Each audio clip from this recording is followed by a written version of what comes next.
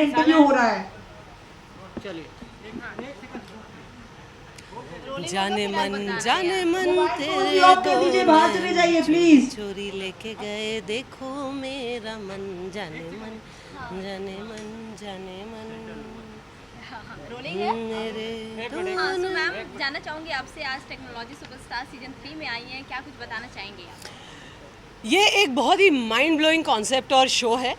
इसके 2 successful seasons already हो चुके हैं। और मुझे ऐसा लगता है कि इस जो ये टाइम चल रहा है ना हमारे देश में, ये टाइम ही ऐसा है कि भैया वी नीड टू लाफ। एक ऐसी ऊर्जा होनी चाहिए जिसमें सब हंस रहे हैं। छोटी छोटी बात को लेके कलेश नहीं करना चाहिए, हमें सेंसिटिव नहीं होना चाहिए, मजाक को मजाक के तौर पे लेना चाहिए।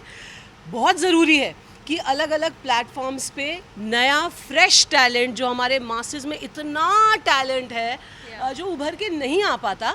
बहुत अच्छा समय चल रहा है डिजिटल पे कि गांव-गांव से, दूर कस्बों से, भारत के हर अलग अलग कोने से टैलेंट उभर के निकल रहा है। और ये जो मंच है, जो ताइवान एक्सीलेंस का, ये माइंड ब्लोइंग इनिशिएटिव मुझे लग रहा है कि रियल टैलेंट, रॉ टैलेंट, कि भाई अगर आप में है, हम आपको मंच दे रहे हैं, आप अपना टैलेंट दिखाइए। और अलग अलग लेवल्स पे आपको अलग अलग लोग चूज़ करेंगे और उसके बाद जो टॉप 5 हैं उन्हें भारत की जनता जो है वोट देकर डिसाइड करेगी कि किसने हमको सबसे ज़्यादा हंसाया। तो बहुत ही ऑर्गेनिक लेवल पर टैलेंट ढूंढने का ये कॉन्टेस्ट है। और जैसे मैंने कहा कि ताइवान एक्सीलेंस के 2 सक्सेसफुल सीजन्स हो चुके हैं, इसलिए तीसरे सीज़न में ये मुझे लेकर आए हैं। तो मैं बहुत सारे अच्छे टैलेंट में से हमने 12 चुने हैं, जिनमें से अभी आज 5 चुने जाएंगे। और फिर वो 5 आप सब भारत की जनता, आप डिसाइड करेंगे कि सबसे आपको ज़्यादा टैलेंटेड, फनी, रियल कॉमेडियन कौन लगा। So it's great. सो आप किस तरीके से जज करने वाली हैं, क्या कुछ ध्यान में रखने वाली हैं जब जज करेंगी तो?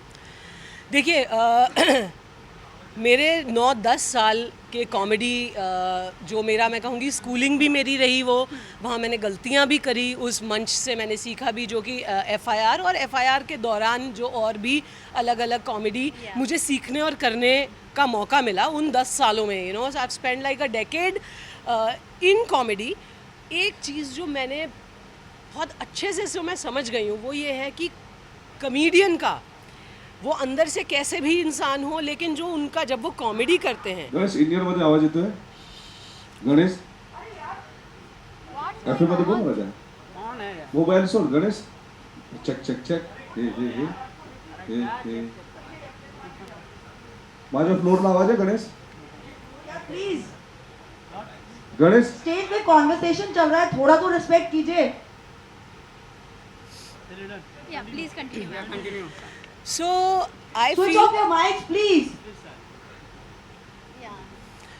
फील कि कॉमेडी जो भी इंसान करता है ना, अब वो जो भी उसकी पर्सनालिटी हो, लेकिन जब वो कॉमेडी करता है, कॉमेडियन की इनोसेंस उसको एक बहुत ही परफेक्ट कॉमेडी करने वाला आर्टिस्ट बनाती है।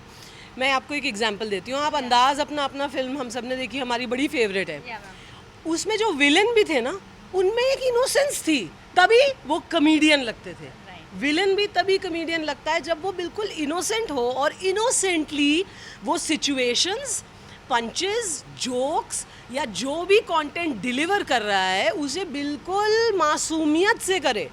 सो that is what I am going to be looking out for, कि जो एक्ट है और जो आर्टिस्ट है उसकी कॉमेडी में इनोसेंस कितनी ज़्यादा है, रियलिज्म कितना ज़्यादा है, और timing. These are 2 things, innocence and timing, जो एक कॉमेडियन को परफेक्ट कॉमेडियन बनाती हैं। तो यस, ये सारे चीज़ें मैं डेफिनेटली, एक कॉमेडियन का बहुत ज़्यादा, क्या कहते हैं ना, इमोशनली नेकेड और मेंटली ब्रेव होना बहुत ज़रूरी है, तभी वो डिलीवर कर पाता है पंचेस, और वो हिट करते हैं, ऑडियंस के दिल को आके छूते हैं, हंसाते भी हैं, एंड समवेयर वो जोक आपके साथ रह जाता है, वो घर कर जाता है आपके दिमाग में।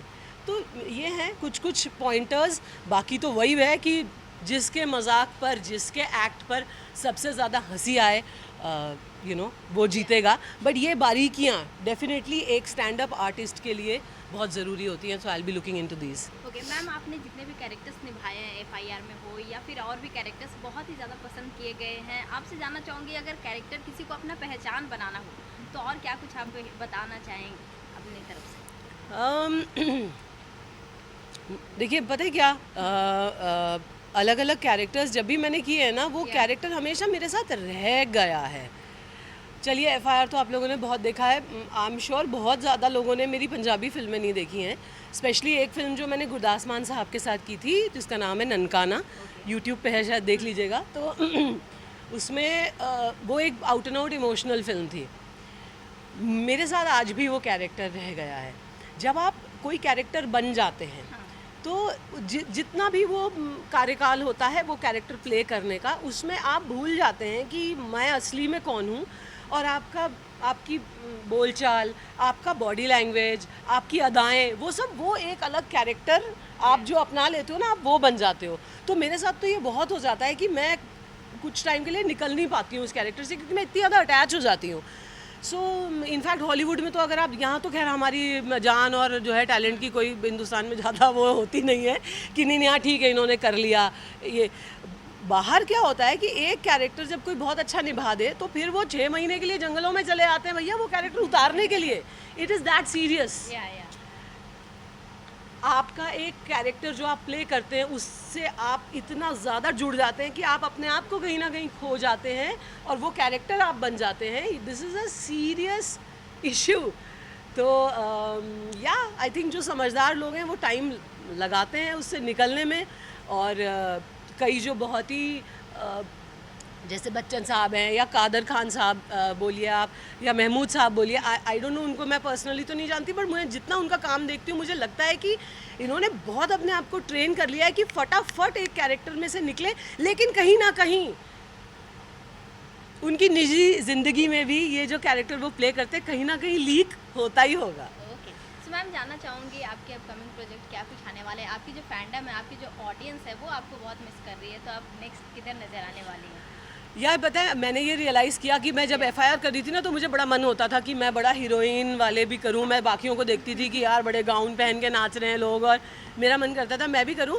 अब मैंने किया वो, लेकिन मुझे उतना मज़ा नहीं आया उसमें. मुझे मज़ा इसी में आता है जो what is closer to my real self is doing action, is doing crazy comedy, is मैं बहुत ज़्यादा आईने के आगे 2 घंटे बैठ के चांदी ग्लास से पानी पीने वाली एक्ट्रेस नहीं हूँ. मेरा यही होता है जल्दी से रेडी हो जाओ, काम करो, कंटेंट. सो अब जब मैं अगर टीवी पे आऊँगी या मैं कोई वेब में, हालांकि मैंने की हैं कुछ कहानियाँ वेब में, एक आने वाली है बहुत जल्द जिसका नाम है छलावा, हंगामा प्ले पे आने वाली है. उसका टाइटल सॉन्ग भी मैं गा रही हूँ, कल है उसकी शूट बल्कि टाइटल सॉन्ग की, तो वो बड़ा एक्साइटिंग है. लेकिन लाइक यू सेड कि मेरे लिए जो प्रोजेक्ट मेरा मन करेगा कि हाँ जिसकी मैं शूटिंग महीने में 20 दिन 25 दिन करना चाहूँ, उस जोन में आऊँ, उसके लिए I would want to do a action based detective comedy, like a comedy thriller. Detective comedy thriller के लिए मुझे लगता है मैं बनी हूँ. बाकी सब रोल्स बाकी लोग बहुत मेरे से ज़्यादा अच्छा करते हैं. तो कॉमेडी के साथ साथ आप रैंप वॉक भी अच्छा कर लेती हैं मैम, क्या कहना और तू डराता बहुत अच्छा है भाई. हाँ जी, मैंने शुरुआत एक्चुअली अपने ये ग्लैमर इंडस्ट्री की दिल्ली से की थी जब मैं फ़िलासफ़ी ऑनर्स कर रही थी IP कॉलेज से. और लंबी थी बहुत और पतली बहुत थी. अब तो फिर मैं खा पी के थोड़ा वज़न बढ़ जाता है. तब मैं बिल्कुल चाहे जो खा लूँ, मैं इंसान खा लूँ, चाहे मैं बिल्कुल सूखी पतली सी थी. तो सब कहते थे मॉडल बन जाओ, मॉडल बन जाओ. एक बार कॉलेज में आए टैलेंट हंट वाले कुछ लोग, and they sign me for some fashion shows. तो वहीं से एंड ट्रस्ट भी, तुमने कहा बड़ा अच्छा कर लेते हो, thank you, you are very nice, I like you. क्योंकि जब मैंने पहली बार करी थी ना वॉक, उन्होंने बोला आप सुनो, आप देखो पहले खड़े होके बाकियों को, बहुत बुरा चली हो तुम, बिल्कुल जो है उसकी तरह खेत में जैसे फसल काटने में मजदूर जाता है ना, बिल्कुल वैसे चली हो आप. So thank you, you said I walk well. So ma'am जानना चाहूँगी कि मतलब जिस तरह से आप कॉमेडी सीन्स कर लेते हैं या फिर फ्यूचर प्रोजेक्ट में इस तरह के फिर आप नज़र आएंगी? हाँ, मैं कह रही हूँ कि जोश बहुत है मेरे में, एनर्जी बहुत है, तो मेरे को बस वो बैठना या काफ़ी देर तक मैं रेडी हो रही हूँ। अब तो मैंने बाल भी कटा लिए कि ज़्यादा कोई बैठ के रोलर और ये सब लगाए नहीं, वरना पहले मेरे लंबे बाल देख के ना हर प्रोजेक्ट में अरे मैम क्यों ऐसा कर दो, अब बाल स्ट्रेट कर दो, अब बालों का ये, अब वो 1-1.5 घंटा बैठ के, तो मैंने बाल ही कटा लिए। मैंने कहा अब सिर्फ talent. So yes, I look forward to doing like I said comedy thriller जिसमें एक्शन भी हो और फिर ऑफ कोर्स कॉमेडी जो फोटे है। What about music album song? अभी काफी ट्रेंड चल रहा है, क्या आप उसमें Do I look like a girl who will be in a music album or Sharma रही and all that? Do you think I look like that? I'm not fit for the संभावना सेठ बहुत अच्छा कर रही हैं आजकल वो म्यूज़िक वीडियोस। उनके मैंने देखे हैं म्यूज़िक वीडियो की कहानियाँ बहुत अच्छी होती हैं। उनके हस्बैंड बड़े टैलेंटेड हैं और क्या डांस करते हैं दोनों। तो बहुत कलाकार हैं जो म्यूज़िक वीडियो कर रहे हैं, आप वो देखें। मैं जो करती हूँ वो देखने के लिए आप मेरा काम देखें। ओके, एंड लास्टली ऑडियंस को क्या कुछ मैसेज देना चाहेंगे आप? ऑडियंस को मैं यही बोलना चाहूँगी कि यार हर एंटरटेनमेंट है जो हम करते हैं, आपको पसंद आए एंजॉय करिए, ना पसंद आए कुछ और देखिए। लेकिन ये जो एक वक्त और माहौल बन गया है कि किसी जोक पे लोग उखड़ रहे हैं या लोगों को ट्रोल कर रहे हैं, या मान लीजिए 2 सेलिब्रिटीज़ आपस में ट्विटर या इंस्टाग्राम पे बात कर रहे हैं तो उसमें कूद के आप अपना ओपिनियन दे रहे हैं, ये सब मत करिए। हो सकता है वो 2 सेलिब्रिटीज़ दोस्त हों, आपस में जोक करते हो, एक दूसरे की टांग खींचते हो, उसमें आप इतना पर्सनल हो के ट्रोलिंग आपस में मत लड़वाओ ना एक्टरों को, उनको भी दोस्त रहने दो। So be intelligent, take entertainment only as entertainment. एक चौटाला वाला dialogue ma'am, miss Chautala. My name is Apur Bajpai. I'm the winner of Technology Superstar Season 1. I also appeared on the Great Indian Laughter Challenge Season 5. और उसके अलावा मैं रीवा से हूँ, मध्य प्रदेश, और मैं मुंबई में पिछले 5 साल से कॉमेडी कर रहा हूँ। और जनरली मैंने और दूसरे शहरों में जैसे हैदराबाद, पुणे में भी परफॉर्म किया हुआ। क्या कहना चाहेंगे ये ताइवान एक्सीलेंस जो टेक्नोलॉजी अवार्ड सुपरस्टार 3 का जो चल रहा है, क्या कहना चाहेंगे? तो ये शो जो है इस बार मैं उसको मेंटोर कर रहा हूँ, लेकिन पहले सीज़न में जीता था और इस सीज़न में उसको मेंटोर कर रहा हूँ। तो अलग अलग तरह के एक्सपीरियंस मैंने देखे हैं और बहुत अच्छा एक्सपीरियंस रहा है दोनों का। बहुत प्रोफेशनल टीम है, बहुत एग्जीक्यूशन बहुत सीमलेस होता है। बहुत मुश्किल था एंट्रीज़ को जज करना, क्योंकि बहुत अच्छी एंट्रीज आई। मुझे लग रहा है कि जैसे स्केल काफ़ी ऊपर चला गया है पिछले 2 सालों में, और अभी जो लोग हैं हमारे लिए बहुत टफ था ऑलरेडी 12 को सिलेक्ट करना, क्योंकि बहुत अलग अलग तरह के एक्ट्स थे। हमने कवि देखे, हमने मिमिक्री आर्टिस्ट देखे, हमने नॉर्मल स्टैंडअप्स वाले देखे, और उसमें भी अलग अलग टाइप के लोग थे। तो उनको चूज़ करना हमारे लिए बहुत बड़ा चैलेंज था, और हम होप कर रहे हैं कि हमने अच्छी सिलेक्शन की है। और आज आप देखोगे कि वो क्वालिटी रिफ्लेक्ट होगी जब वो लोग आएंगे तो। माय नेम इज आकाश जोड़ा सिंह, और मैं ये 4-5 साल सेंट्रल